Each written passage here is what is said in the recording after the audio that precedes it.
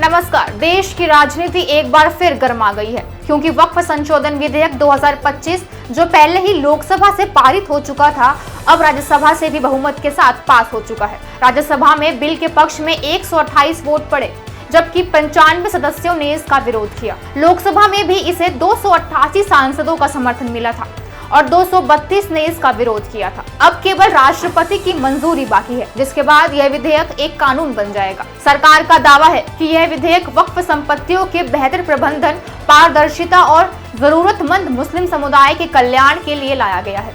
वहीं विपक्ष इस विधेयक को मुस्लिम विरोधी, असंवैधानिक और अल्पसंख्यकों की संपत्ति पर सरकार का कब्जा बताकर लगातार इसका विरोध कर रहा है। लेकिन तमाम बहस और विरोध के बाद भी यह बिल राज्यसभा में रात 2:32 पर पास करवा लिया गया, जिसे सरकार की बड़ी कामयाबी माना जा रहा है। बता दें कि बिल के पारित होने के बाद अब यह एक नए नाम से जाना जाएगा, उम्मीद यानी unified Waqf management empowerment efficiency and development अधिनियम। केंद्रीय मंत्री किरेन रिजिजू ने कहा है कि यह नाम इस कानून की सकारात्मक मंशा को दर्शाता है। उन्होंने कहा कि इसका मकसद किसी को नुकसान पहुंचाना नहीं, बल्कि गरीब मुसलमानों के कल्याण को सुनिश्चित करना है। उन्होंने यह भी स्पष्ट किया कि जिन मामलों का निपटारा पहले ही हो चुका है, उन पर यह कानून लागू नहीं होगा, लेकिन जो मामले अदालत में लंबित हैं, वे इसके तहत आएंगे। विधेयक में कई अहम बदलाव शामिल हैं। अब भारतीय पुरातत्व सर्वेक्षण यानी ASI के अंतर्गत आने वाली कोई भी जमीन या स्मारक वक्फ संपत्ति घोषित नहीं की जा सकेगी। साथ ही विधवा, तलाकशुदा महिलाओं और यतीम बच्चों की संपत्तियों को वक्फ घोषित करने की अनुमति नहीं होगी। बिल में यह भी व्यवस्था की गई है कि वक्फ ट्रिब्यूनल के किसी फैसले को अब दीवानी अदालतों यानी सिविल कोर्ट्स में चुनौती दी जा सकेगी, जिससे न्याय की प्रक्रिया और मजबूत होगी।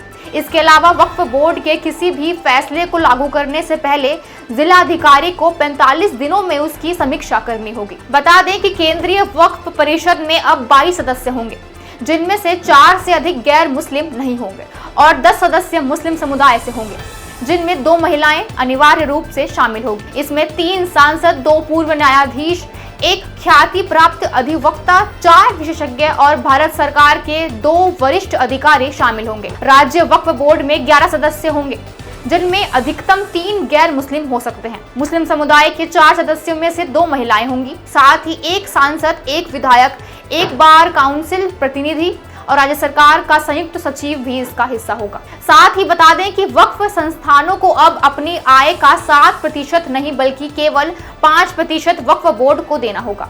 जिन संस्थानों की सालाना आय 1 लाख से अधिक है, उन्हें अनिवार्य रूप से सरकारी ऑडिट करवाना होगा। इसके अलावा यह भी प्रावधान किया गया है कि वक्फ घोषित करने से पहले संबंधित संपत्ति पर महिलाओं को उनका कानूनी हक यानी विरासत जरूर मिले।